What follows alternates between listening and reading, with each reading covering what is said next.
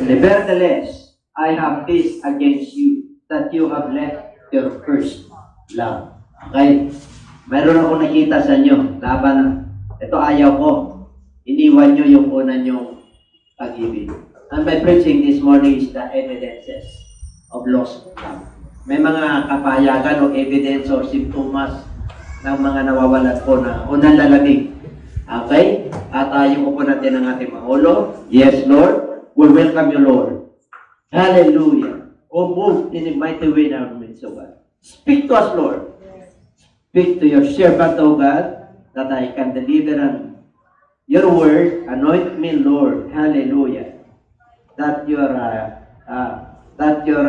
sheep, Lord, yung mga tupa mo, Panginoon, they comprehend and they understand what is your will. Bless each every one of us in Jesus' name. Amen. Amen. Okay, sabihin mo siya katabi, pagpalain ka ng Diyos, kapatid. Okay. Purihin ang Diyos at maupo na po kayo. Okay, at alam niyo po, pag sinabing lost love, halos lahat from the government sector, pag sinabing government sector, na-inspired po sila yung mga politicians po natin, talagang nag-aaral po yan, no? Para makamit po nila yung kanilang tagumpay, yung desire nila sa kanilang puso. Kailang dumarating po sa bawat sector po, yung tinatawag na mga pagsubok. Tulad yung pag-alon. Ang alon po, minsan pag bumabagyo, matindi, strong, malalaki po. Malalakas, pagkalmante naman, tama-tama. Talagang mayroon talagang kumbaga sa dumarating po yan. Yan ang buhay ng tao. Minsan, kapayapaan, yan yung kagalakan po. Minsan, dumarating naman yung uncertainties. Minsan, nawawalan tayo ng mga mahal sa buhay. Kakaroon tayo ng na-diagnose na meron tayong sakit. At nakaalala po tayo. Kasama po yan sa buhay. Kasama po yan sa buhay, sa ikot ng buhay. Kaya minsan nasa taas tayo, minsan nasa baba, minsan nasa kalagitnaan na. So alalahanin po natin na tayo po habang buhay ay meron tayong problema. Hindi po nawawala problema. Kailang ang nais ng Lord, mga kapatid, na yung pag-ibig natin yan. Yung pag-ibig yung tinutukoy ko kasi that is our subject, evidences. Mga evidence, yung pagpahayag kung bakit nagkaroon siya ng lukewarm. Kasi hindi po overnight yan, it will take time. Hindi po ganun kadali yun. Na mawalan ka ng pag-ibig, wari kayo ay sa pamilya, kinakasalan mo yan, nagkaroon na kayo ng anak, tumibay na kayo, magkakilala na kayo mag-asawa. Bakit minsan dumarating yung meron kayong pagtampuhan, misunderstanding? Minsan yung iba natutuluyan. Natutuluyan na hindi na mamatay, natutuluyan na yung pag-ibig nila, talagang walang umpay na, talagang walang habas na pag nakikita niya, yung asawa niya, talagang, alam mo yun, parang inis na, di ba? Nakuha nyo? Kaya pag wala ka talaga sa Lord, mahirapan ka. Amen po? Kasi yan ang buhay Kaya nga, ayaw ng Lord, na tayo po ay mawala ng pag-asa, yung pag-ibig. Bakit po yan ang pinakatakila? Yan ay tatalakayin po natin sa family, sa camp, sa youth camp. Binigyan ako ng mensahe ng ating Panginoon. Bakit nananatili yung tatlo? At ang the greatest is love. Kaya dito po, napakahalaga pala talaga ang pag-ibig kasi ang Bible po, from Genesis up to Revelation, 66 books po yan, na talaga naman patungkol po sa pag-ibig yan. Pinahayag ng Diyos ang kanyang pag-ibig sa sangkatauhan kahit na nagkasala. Kaya pagdating sa pag-ibig po, dapat hindi po ito, sa issue natin, dumarating yan. Pero dire-diretso. Kahit na nandun kayo sa bagyo, nandun kayo sa kapayapaan, kagalakan, walang bagyo, punong-puno kayo ng kagalakan, nasa Bible din eh. Pagkapayapaan, ang sabi ko ron, umawit kayo ng mga himno. Kasi nasa kapayapaan kayo eh. Kaya lagi sinasabi sa atin ng Bible, ang Bible po ang equalizer. Yan po ang pinaka-focal point natin sa buhay. Kung yan po ang pinaka-instruction ng Lord, yung ating patayan sa ating pamumuhay. sigurado papagpalain ka ng Diyos. Amen po? Kasi pangako niya yun eh. Hindi dahil sa mayaman ka. Hindi dahil sa professional ka. Hindi dahil sa bubuhayin ka ng Diyos. Kaya lang, ang pinag-uusapan dito yung pag-ibig. Yung evidence. Yung meron kang gift of the Holy Spirit. Meron kang fruit of the Holy Spirit. Meron kang gabay ng ating Panginoon. Meron kang instruction ng ating Panginoon. Kaya, nilalang tayo lahat, pare-pareho sa harapan ng Diyos eh. Siya yung everlasting Father natin eh. Kaya nandyan, binuhay ka ng ating Panginoon, nandyan yung instruction ng Lord, nasa iyo kung susunod ka o hindi. Kaya yung iba, nakakasunod naman. Kaya lang nahihirapan talaga. Minsan, nahihirapan sila, bakit ganun nangyari sa akin? Nung ako'y naging mananampalataya, kitang-kita ko ng yung mga problema. Samantalang wala ako sa Lord, ang sipag ko naman sa kabae, ang sipag ko sa church, sa pinupuntahan ko. Amen po? Pinagalingan natin. Pagka Holy Week, talagang banal din tayo. Pagka December, madaling araw, nandun na tayo sa ano. Ilang araw po yan. Napakaraming ritual, pag-fiesta. Kasi nung tayo naging mananampalataya, parang ano na, parang kasi ganun po ang truth. Ang Diyos po ay mapanong. Tatanda natin. God is a proving God. God will test you. Lahat tayo na anak ng Diyos, may pagsubok.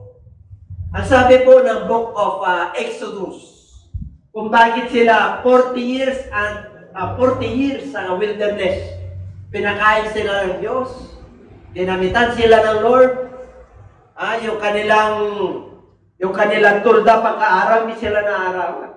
Pagkagabi, hindi nagkulang ang Diyos. Kaya lang, ang sabi doon, nagreklamo sila. Hindi sila nanalig sa Diyos. Nakita na nila yung kapangyarihan ng Diyos. Nakita na nila. Grabe po, 10 salot yun. Tumawid po sila sa dagat na pula. Nakatawid po sila. Kaya lang pinahintulutan ng Diyos yun para bumaba po sila. Para bumaba. Kaya ang tao po, pag ikaw ay anak ng Diyos, pinagpapala ka talaga. Kaya lang, pinapahintulutan ng Lord, minsan yung mga problema, para tayo po ay magnilay-nilay. Baka may paalala sa atin ng Diyos. Baka naman sinasarili mo yan, napakaluwag ang ubasan. Amen po? Sa government na lang ang gulo.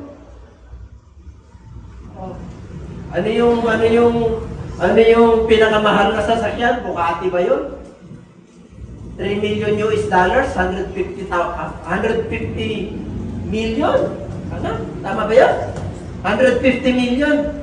500 lang ang production sa buong mundo, Bugatti. Nakarating sa Pilipinas, 2. 300 million. Ang tax note, 270 million. Hindi binayaran. Grabe, di ba? Napaka sa government yun sa family, sa pamilya. Di na tayo lalabas, pamilya natin. Bakit minsan makakapatid tayo nagkakabangayan? Minsan anak natin, parang wala na tayong nasa bahay, pero mayroon tayong gap. Parang kain na tulog. Mapapansin nyo yan, dapat mag-devotion na po kayo. Kailangan ng devotion sa family. Para yung gap mawawala. Para yung communication natin sa pamilya maayos.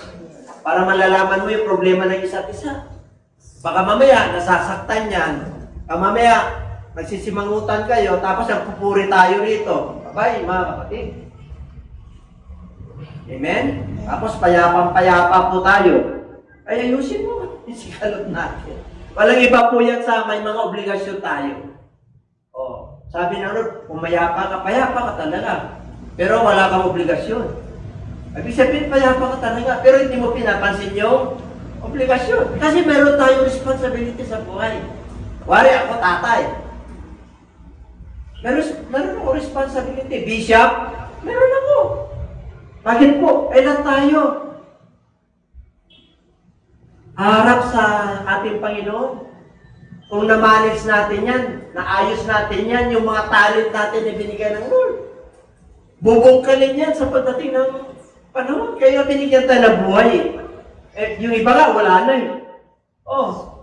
Ngayon, at tayo po ay anak ng Diyos, kailangan ito ay laging sumasagana.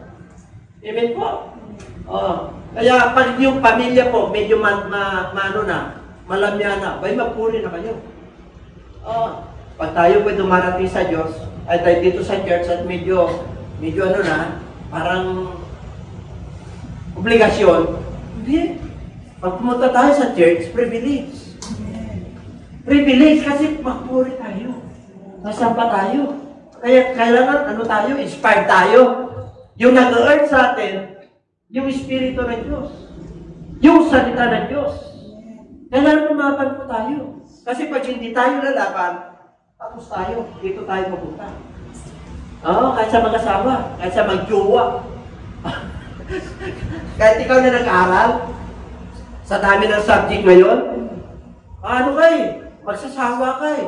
Lalo na sa Diyos. Kaya sa panahon natin ngayon, panahon ng labanan. Tingnan natin. What are the evidences? Bakit nandiyan? Okay, number 2 na tayo.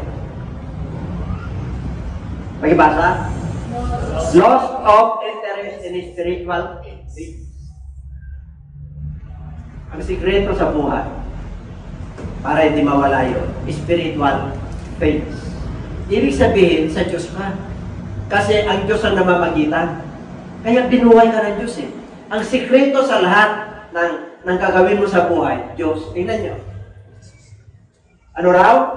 Natural man does not receive the things of the Spirit of God, for they are foolishness to him, nor can be know them because they are spiritually discerned.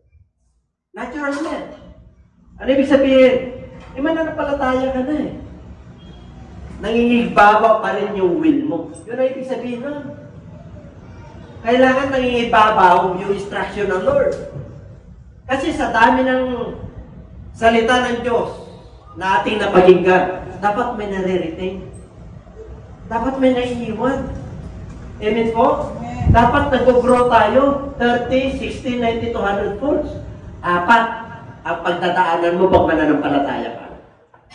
Yung salita ng Diyos, ipinangaral yan, puro mabuting butil yan.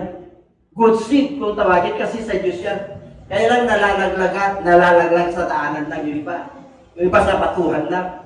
Alam nyo na po yan, yung iba sa tinikan.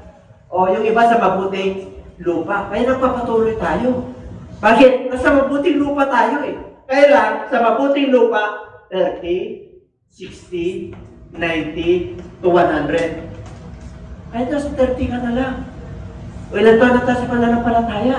Dapat ay 60 na rin tayo. Kumbaga sa level up. Kumbaga sa pag-asenso sa financial, sa pamilya, sa kabuhayan, level up mo. Amen? Hindi ganyan yung ating kalagayan. Nasa loob na tayo, tabing pangako ng Diyos. Tama po ba? Kaya tayo nandito eh. Bakit? Tayo po ay nanalig sa Diyos. Tayo po ay nanalig na isang araw, makakamit mo yung tagumpay. Diba? Tayo na tayo lumalaban sa mundo ito, tagumpay ang nais ng Diyos. Anong klaseng tagumpay? Good success. Pag good, sa Diyos galing yan. Pag bad ang result, hindi sa Diyos galing yan. Kasi bad eh. Dalawa lang naman yan eh. Bad and good. Pagka good ka, sa Lord. Pag bad ang resulta, alam mo na yun, sarili mo, sa mundo ito, o sa demonyo.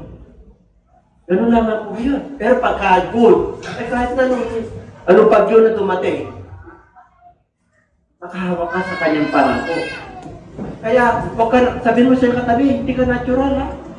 Ha? Pag nangangaral ng Diyos dito, nasasaktan ka, that is not a foolishness. Hindi foolishness po yun. Kasi you are not a natural man anymore. You're spiritual.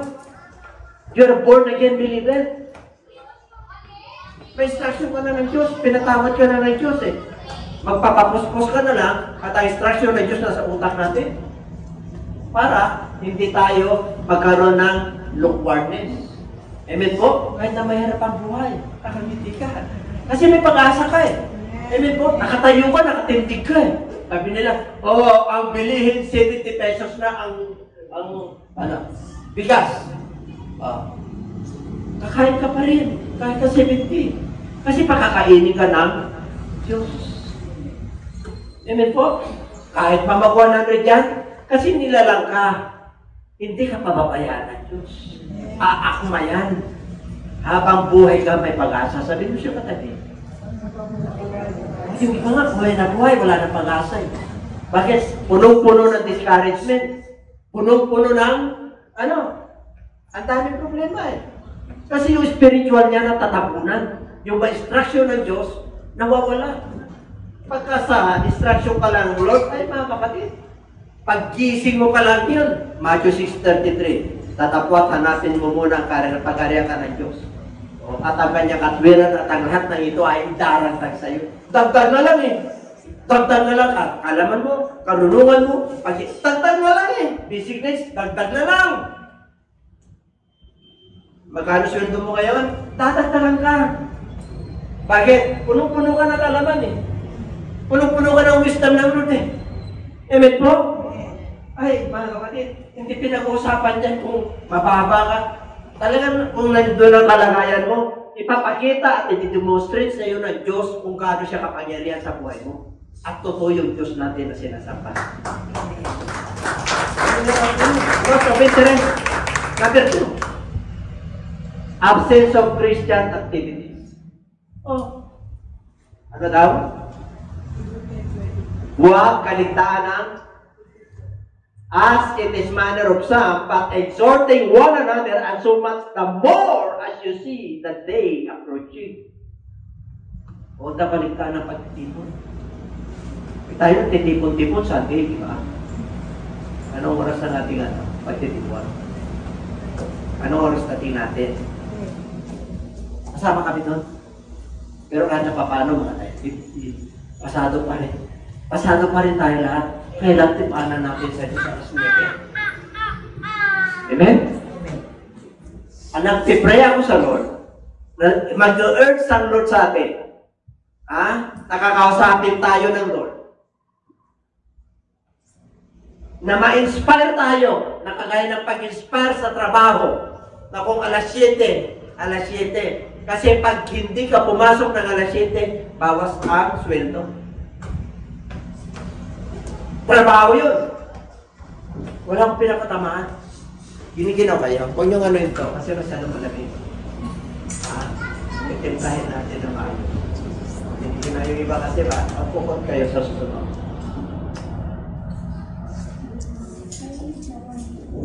Okay? Ano sabi nun? Kagaya nito, our Sabbath is Sunday. Para mag-urge ang Lord, mag-pray ka na.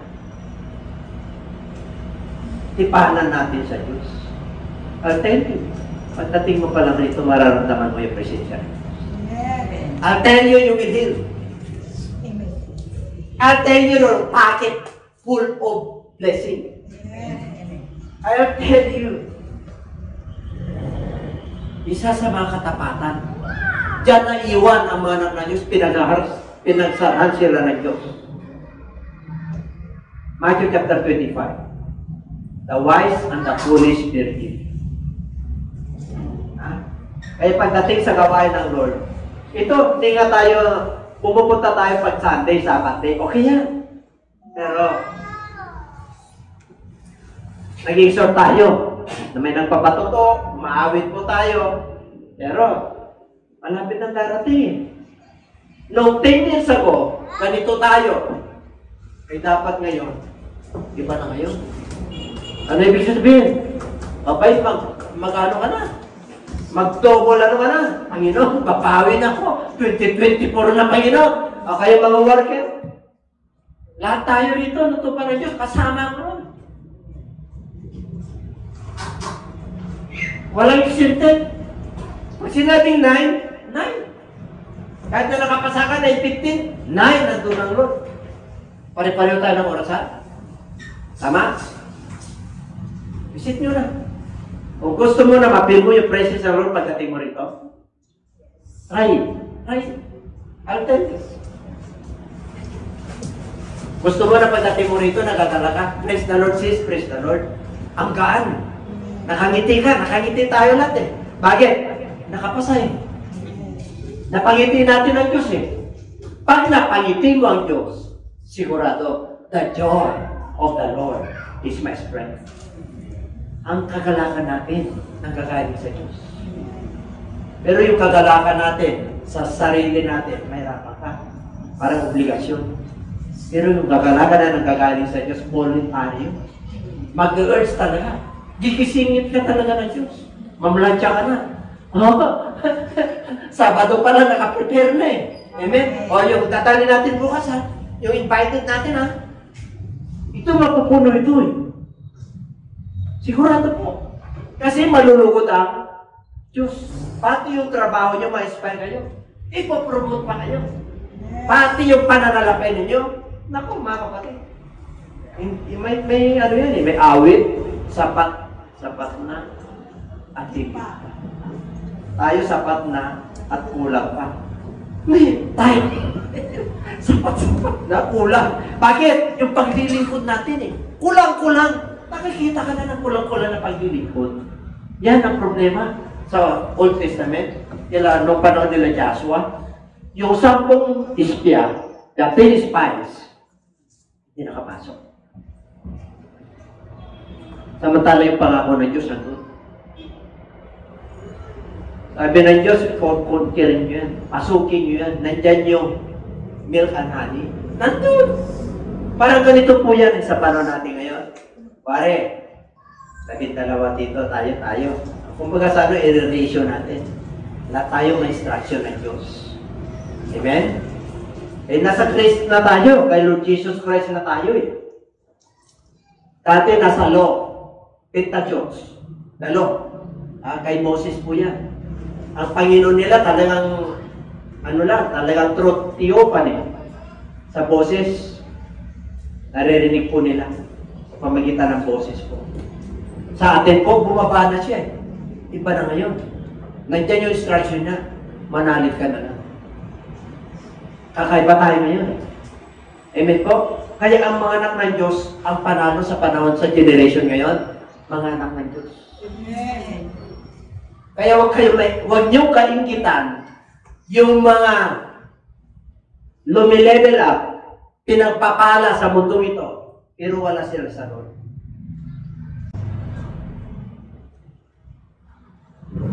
Amen po? Nasa Book of Psalms, huwag niyong kainggitan yung yumayaman na hindi naman sa Diyos. Sila ay madaling matupilas. Ibig sabihin, meron sila ng kanan. Pero yung mga anak ng Diyos, kahit na tama lang, tuloy-tuloy lang yung hakbang mo para magpagod. Pero slowly, but surely. At tapat mo sa kanyang. Amen? Kahit nakaapuan mo po. Kahit na wala ka na sa mundong ito, naalala ka pa. Bakit po? Hindi ka na kailangan ng monumento. Amen? Hindi mo na kailangan ng monumento. Bakit? Meron kang iniwan na legacy sa mundo ito. Anong iniwan mong legacy? Kahit na mahirap ka, hindi ka nakatiturero. Kasi yun yung kanilang yun yung kanilang rule sa buhay. Di ba? May kanya-kanya tayong rule sa buhay. Bago tayo lumabas at nagkaroon ng buhay, meron na tayong role sa bawat tao na nilalang na Diyos. Meron ng meron ng kagampanan. Amen po? Pero pag kung ang ginagampanan mo ay kasama ng Diyos, you are always a winner. Amen? At ang mga anak ng Diyos, hindi loser yan. Kung minsan hindi nagtatagumpay yan, pero nagpapatuloy. Natututo po siya. Tumatatag po siya. Nagkakaroon siya ng kaalaman para hindi na niya maranasan yung mga failure niya sa buhay. Yan ang tunay na anak ng Diyos. Wala pa nga natin ang tunay.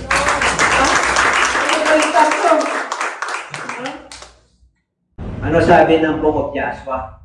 Itong aklat na ito, huwag mong ihiwalay sa iyong bibig.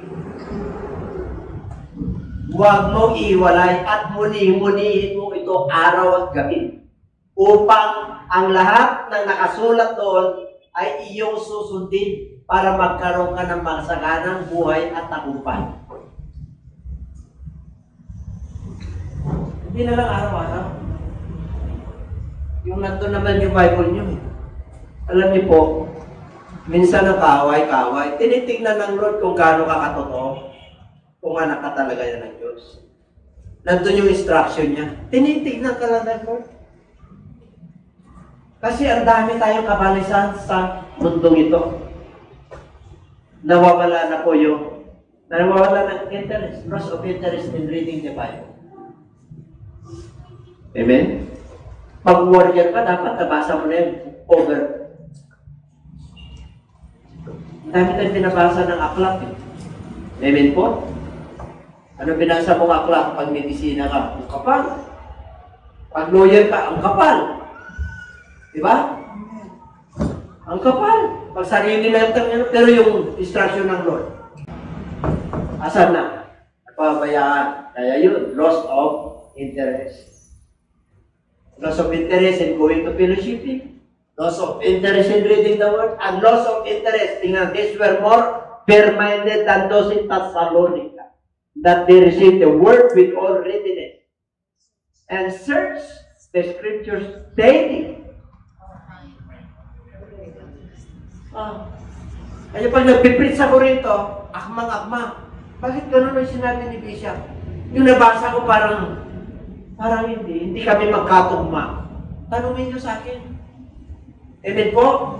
Baka mamaya yung translation ng Bible, magkaiba tayo. Kailangan pag nagsalita ako rito, titignan nyo. Paano kayo sinasabi ni Bishop? Kaya maraming nalilin lang na Bakit po? Wala. Mayroong isang pagkatala, yung may isang denomination dito na bawal maghawak ng Biblia ng mga member. Amen? Paano mo isa-search yun? Kung tama yung kanilang sinasabi. Dapat transparent ka. Sa Diyos ito walang taguan to. Bakit humingi kayo ng tithes? Isa Diyos yun Para pagpalain kayo Pagpalain tayong lahat Bakit yung iba? Hindi. Kaya matapang mangaral Matapang mangaral kasi titulo at registro ang kinukuha. Gusto niyo yan?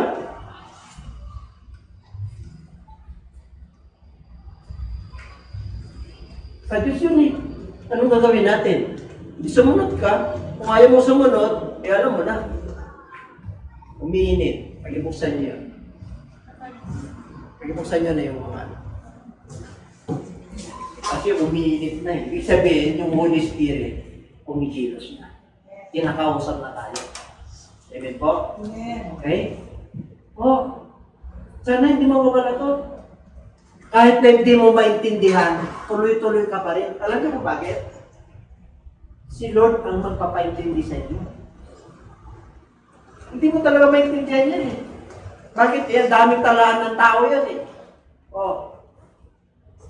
Pero, Genesis 62, Leviticus, Numbers, Deuteronomy, di ba? Joshua, Judges. Pero mo, sa ulo mo yun, pag pumunta ka sa embassy, worker ako. Sabi nung consul doon, can you please recite the Old Testament, all the books in the Old Testament?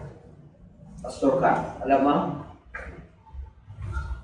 At tatanungin ka, o minister ka, you want to go to US? Tatanungin ka, ilan libro ang Bible? Are you worker? Tapos yan mo yung church, tatanungin ka pagdating sa Bible. Amen? Yan po ba kayo? Kaya kailangan meron tayong know-how dito salita ng Diyos yan Yan ang instruction ng Diyos para tayo ay masinso sa buhay. Amen?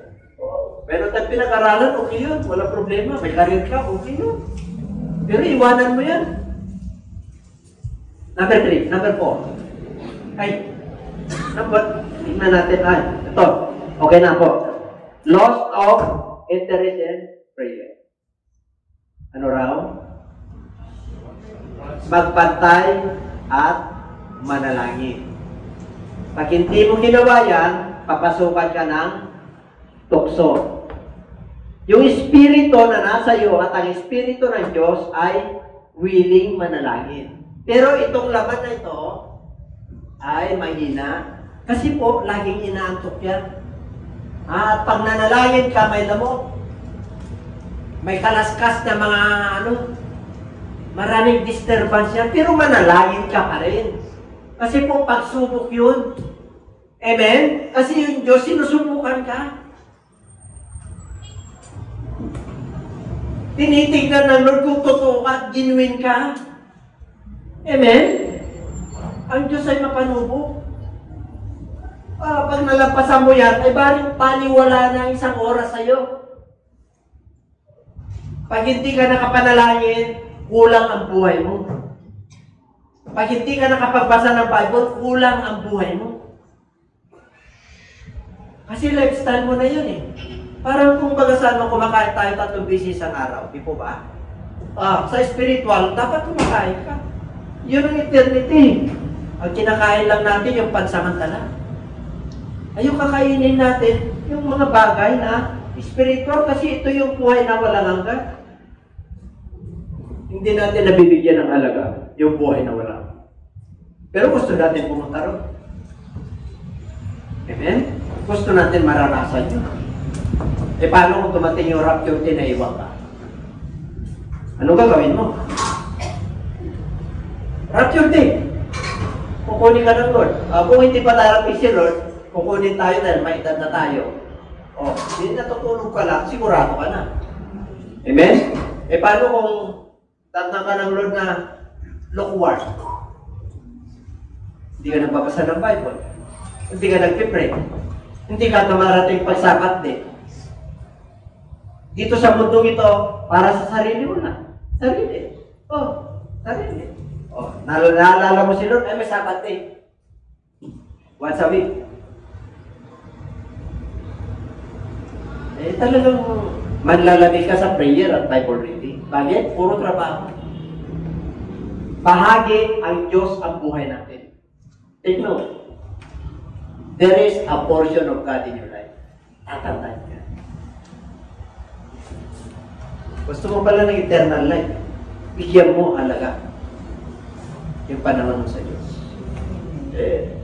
24 hours a day, bigyan mo na lang siya ng 10%. 10%. Times na, ano yun? Ilang oras yun? 2.4, di ba? Ayun, 2 oras at kalahati, kalahati mo na 3 oras. Pagising mo, Lord, thank you, Lord. Nag-base ka, pumunta sa kabayan. Di ba? Nagpasa ka ng Bible. Sali yun. Ay, na 3 oras na lang, bawat araw. Ay, grabe ka pag ano nang ginawa mo. Isang araw, gagamitin ka ng Diyos. Isang araw, ikaw ang pagpapala ng Diyos sa pamilya. Ang mga relatives yun, tawagin niyo siya. Bakit? Pag ikaw ay nagsalita, napakarami sila mapupulot na karunungan at kalakasan na nagpupulot sa Diyos. Hindi na kailangan magpasikap pa. Sila na mismo magkano sa iyo. Amen? Kasi tapat ka sa Diyos. At yung financial, hindi mo po problemahin. Kahit na knowledge, hindi mo po problemahin.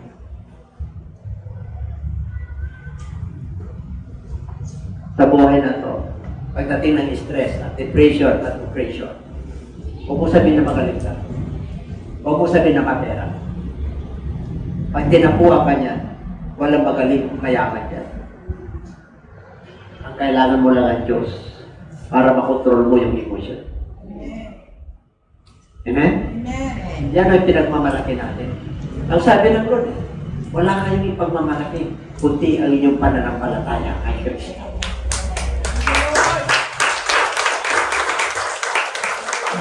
Ay, activity mo pagka gano'n. Maaga pa lang, nananalangin ka na eh. Hallelujah, praise the Lord. Pagkatapos mo, saka na ka eh. Hanggang gabi na uli. Ano man mangyari, pinagkatiwala mo na sa Diyos. Ano mang bill na darating, pinagkatiwala mo na sa Diyos. Ano man sakit at problema sa pamilya, pinagkatiwala mo na sa Diyos. Ngayong mga asawa, pinagkatiwala mo na sa Diyos. Yung mga apo mo, pinagkatiwala mo na sa Diyos. Amen. Yun o. Yung apo ko, pinagkatiwala mo na sa Diyos. Amen? Bakit? Talaga ba, ako sa kanila, bahagi sa buhay yan. Amen? Bahagi sa buhay yan. Oo. Kung Kakaiba nga ngayon, di ba? Ang mga bata, ang bilis nilang ano. Pero, di ba ko, paala na kayo doon. Ato. Those of spiritual hunger or thirst. Blessed are those who are hunger and thirst for righteousness. Saan ka nag-hunger? Sa food? Okay yun. Ano problema? Kaya mo pumunta doon sa mga i-level up mo yung taste buds mo? No problem. Pero huwag mong kakalimutan ito. Yung righteousness. Pag sinabi yung righteousness sa Diyos, the instruction of God, the Holy Spirit, that is the righteousness of God. Pumunta sa gawain ng Diyos, that is the righteousness of God. Prayer and Bible reading, that is the righteousness of God. Hindi. Nagiging unrighteous tayo eh. Bakit? We are selfish. Our service tayo. Iyanak tayo ng Diyos, wala tayong ginagawa. Ang mga Kristiyano, kung mga kapatid na may takot at pagkakas sa Diyos, ay hindi pagawag yan, tinago na rin. Kung wala tayo sa Lord, pwede pa. Pero may pagkalang na tayo at matago tayo sa Diyos. Tinago na tayo. Amen po? Yan ang hindi ko tikman. Ha? Alak syuktok lang ako. Sagatin pulang. Kasi mangingisda po ako. At saka kamel na sigarilyo. Yun lang natikman ko. Pero yung...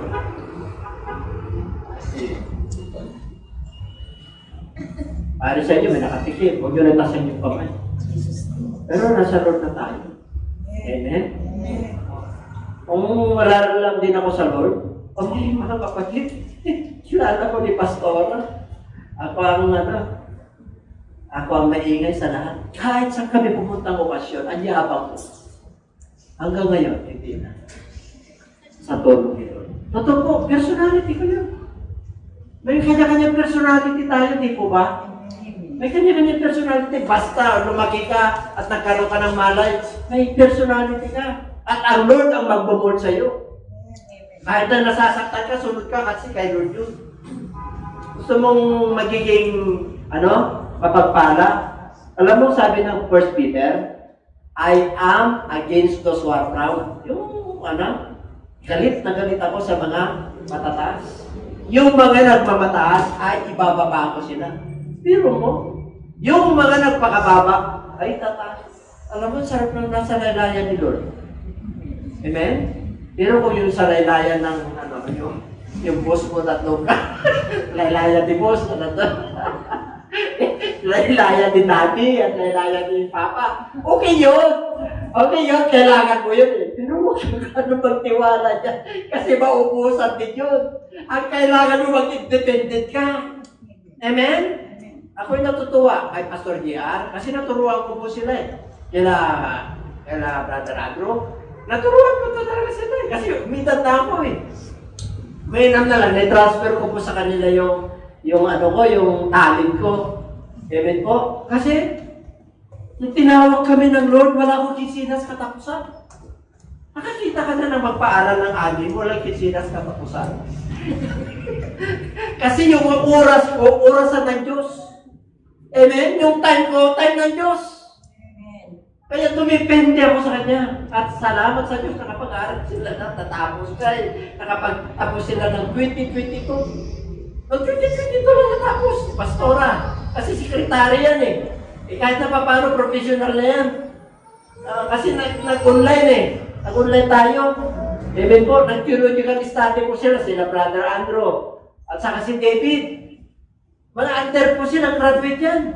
Pero ngayon profession, nakapagpaaral pa nga ako, pati sarili ko eh. Amen? Apat kami. Halos tinignan ko yung gastos, napakalaki. Napakalaki. Eh, ako, inisip ko na lang, tutang kayo yun. At saka kung baon namin araw-araw yun. Ay, ganun din. Libro namin. Ay, ganun din. Ako, okay na yun. Nabura na sa isip ko yun. Kasi, nasa Lord yun. Nasa theological sila. Ano, everybody say amen. Di ba nakapag-graduate pa ako, lolo na ako. Oh. Di ba sarap? Tapos sa Lord yung pinag-aralan nyo. Oh. Kaya salamat sa Diyos. Kaya, anggir tayo ng test ng righteousness. Anggir ka dapat sa Word of God, anggir ka sa Holy Spirit, para pupuspusin ka ng Diyos. Pag pinuspos ka na, ako, wala yung sakit, wala yan. Nararamdaman mo lang, pero mamaya wala. Yung sakit sa bulsa, nararamdaman mo lang yan, pero mamaya wala, punong-puno na. Bakit hindi magiti? Hindi ka ba na-experience yan? Ha? Kaya ko pinapangaral ito, experience mo na to. Kahit saan ako pumunta, basta pagdating sa gawain, ako po'y nabubuhay ng may pananampalataya. Never na nagkulang ang Diyos sa akin. Hindi ko sinasabi na pag pumunta ako sa Maynila, saka na ako. Hindi. Minsan tama-tama lang. Ay, hindi kami nag-alala si Pastora kung yung kotse namin pipirin. Di ba? At pumunta pa kayo, tama-tama yung gasolina yun. Papunta pa kayo sa Ortigas, traffic pa. Sabi ni Andrew, uy, mama, maubos na. Hindi, tuloy-tuloy pa rin. Oh. Nakarating sila eh. Amen? Bakit? Kahit naubos na gasolina mo, Diyos naman magpaparating sa iyo. Grabe ang ginawa ng Diyos sa akin. Kaya, huwag kayong mawala ng pag-righteousness. Sunod ka na. Sabi ko siya, katabi, sunod lang tayo. Knowing this first, ano yun? That the scoffers will come in the last days, walking according to their own lust, and saying, where is the promise of his coming? For since the fathers will asleep, all things continue as they were from the beginning of creation. Meron daw darating, taga-kutya. Ano yun? Eh sabi niyo darating na si Kristo. Ito na lang ang gusto nilang, yung kanilang sariling kagustuhan, yung pita, yung lust. O saan yung promise? Pagbabalik ni Kristo. 2,000 years ago, sabi niyo, yung init na sila, hindi sila naglulos ng lust. Yung pag-ibig nila, pag-asa nila, pananampalataya nila, talagang pag narinig mo, talagang takos sa buto, di ba? Di ba yung sinabi ng Lord yan eh? The word of God is quick and powerful. Sharper than any two-edged sword. Pumapasok yan, penetration up to your joints and marrow. Dividing your soul and spirit. Grabe po yun. Tumatakos po yan. Ay, mga kapatid. Kaya di tayo, lasot tayo kung mundo na to. Diba? Siyempre, gusto mo naman, gaganda ng tarawin eh. Ayaw mo naman magkasakit, tamat pare eh. Kasi tumarating talagang sakit eh. Whether you like it or not. Yung ating brain, billions ang ano yan, laman ng buhay. Pero araw-araw yan, nababawasan.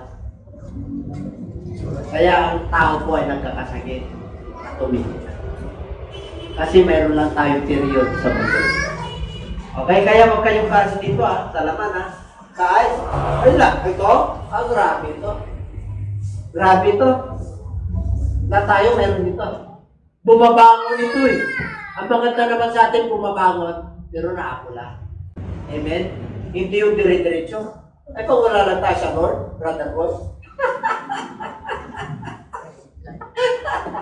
Hindi tayo magkakilala. Totoo.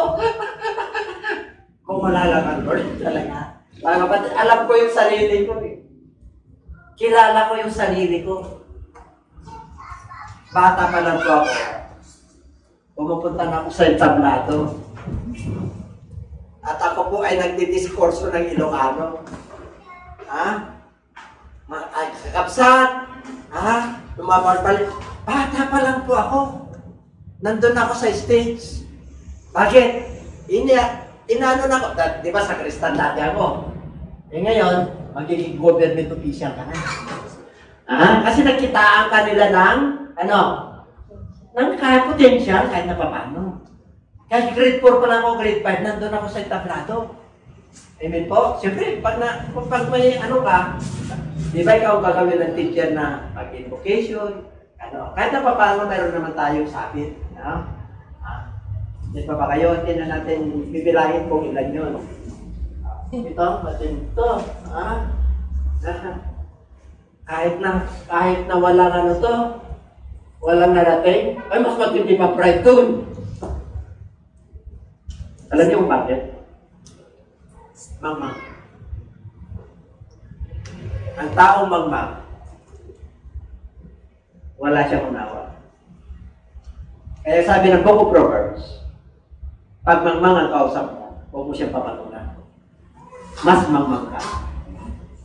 Amen? Ang daming mangmang sa ulit pa namin. Yung walang katwiran lang nila. Huwag mo patulan yun. Masisira ka ng bait. Tino ka, pero kakaroon ka ng angry. Amen? Angry bird. Tawag dyan. Kaya, mga bird, ha?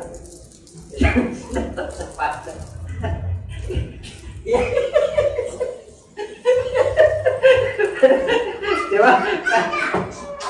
Nasanod tayo, biyaya sa biyaya eh. Oo. Meron pa ba? Ito na. Tapos na. Adulterers at adulterers. Ibig sabihin, mga lalaki, mga babae. Walang sentence. Do you not know that friendship with this world is enmity with God? Hindi nyo ba alam na itong mundo na to? Pag kaibigan mo ang mundong ito, kaaway ng Diyos. Kaya huwag yung kaibiganin masyado ang mundong ito, ha? 50-50 lang. O kaya 60 sa Diyos, 40 sa mundong ito. Ha? Mas namang lagi ang Diyos, mas lamang. Whosoever therefore wants to be a friend of the world makes himself an enemy. Huwag kayo makamundo. Ibig sabihin, huwag kayo mag-focus sa mga bagay dito. Kasi di naman tayo taga rito eh. Pero mga kapatid, Gentiles tayo, ginawa tayo anak ng Diyos. Ang matindi pa natutulog lang tayo. At kung abutan tayo ng Diyos ng rapture, agad, pero kung buhay ka, kukunin ka ng Lord. At tindi mo. Hindi ka na ililibing. In a twinkling of an eye. Ito na nabubulok, palitan ng Diyos ng immortal, hindi mabubulok. Kasama natin siya sa alapaap. Tayo yung bababa sa mundo ito para husgahan yung mga antikristo. Antindi mo kaya? Sabi mo siya matanda, ang yaman natin ha.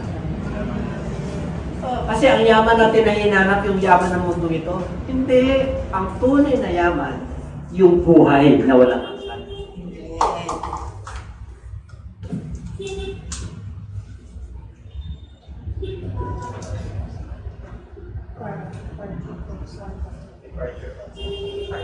Marami nang nagsawa. For the time will come when they will not endure sound doctrine, but according to their own desires, because they have itching ears. They will heap up for themselves teachers, and they will turn their ears away from the truth and be turned aside to fables. Maghanap na niya kung ano yung gusto nilang pakinggan. Yun lang. Kahit na truth ang ipapangaran mo. Sarado na. Bakit? Kasi umiwas na sila sa katotohanan. Kasi ang katotohanan masakit. Mapapalaya ka kasi. Ay, wala na. At yung iba, sa peoples na lang. Alam niyo yung peoples? Di ba dami mga preacher ngayon, kagaling, ilugod. Ilugod, kagaling. Ang dami pang sample ng mga scientists. Okay yun. Walang problema, additional knowledge. Pero huwag ka mag-rely ka. Dito ka sa truth mag-rely.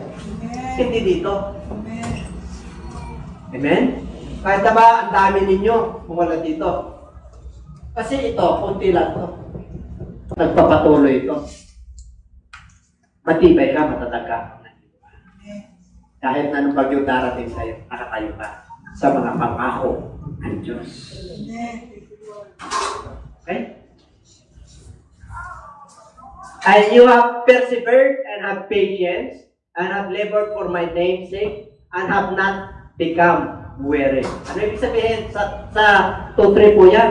Nakita ko ang inyong pagtitiis, yung pasensya nyo, yung paghirap nyo, nakita ng Lord, yung pagpapagal nyo, alang-alang sa aking pangalan, pangangaral, pag-ibanghelyo, pananalangin, nakita ko.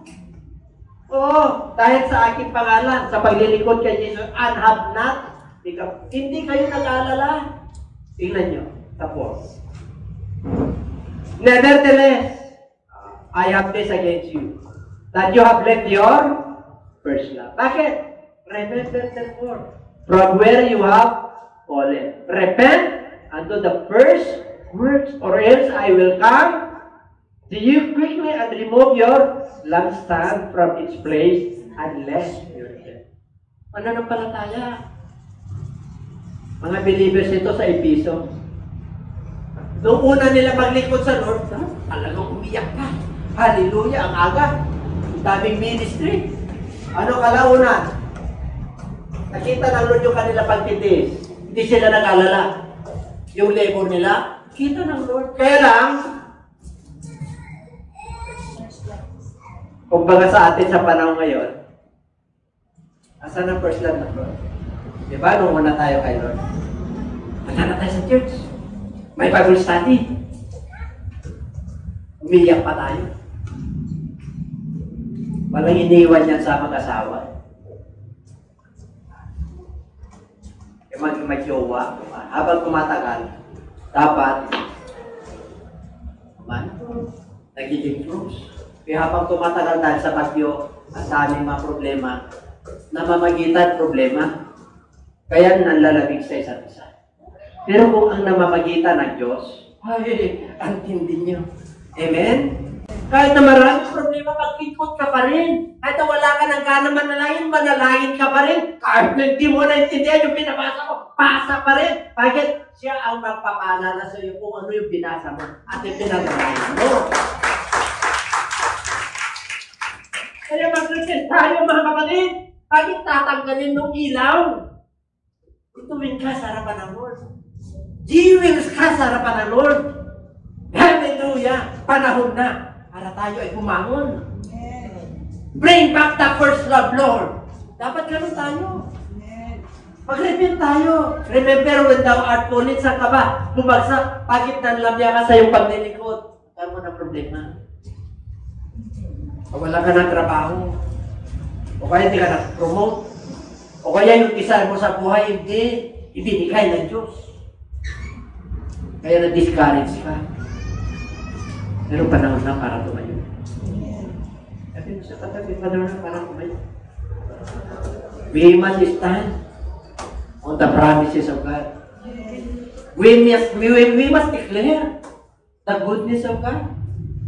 We must declare a decree. Yung mga pangako ng Diyos, dapat, ano yan eh, dinideclare mo. Dapat ipinoproclaim mo, Lord, napakabuti mo. Lord, salamat, Panginoon. Dapat ganun tayo.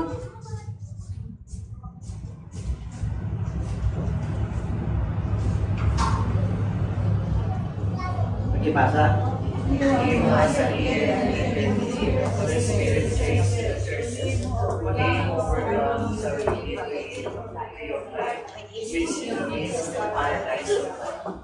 Yung nawala, yung kasalanan na ginawa niya tanong sa kanila, yun, ang ipapatikip sa atin. Antindi mo, kapatid, alalahanin natin, hindi tayo gusto. Mananampalataya tayo kay Kristo. Pero, yung magwawagi, ano yung overcome? Yung nagwawagi? Well, na-overcome mo yung mga problema na yan. Oh. Yung nagtatagumpay, ibibigay ko sa kanila, makakain sila sa, ano raw? Hindi tree of death yan. Pag tree of life, hindi mo na kailangan ng food dito. Hindi mo na kailangan ng tubig dito. The living water is Jesus Christ. Yung food na ibibigay niya sa atin, yung tree of life, pag na-tikman mo yan, hindi ka na mamamatay. Hindi ka na magugutom. Hindi ka na mauuhaw dyan. Hindi mo na kailangan ng decor doon. Kasi yung glory ng Diyos nandun. Andito natin kaya. Pagkanya ng ating ilagay sa isipan, I'll tell you, you will never lost the evidence of lost love. May sintomas man yan, ma-overcome mo rin. Kasi, nangunguna sa iyo yung mga pangako. Kasi hindi tayo taga rito. Pakibasa. Pakibasa.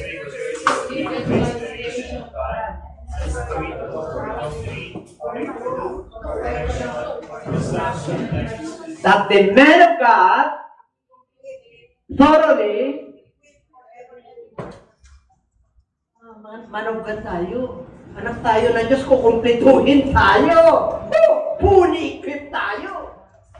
Masagana tayo sa pabubuting gawa. Pinagpala na tayo ng Diyos, mga kapatid. Kaya huwag ka malungkot sa Diyos.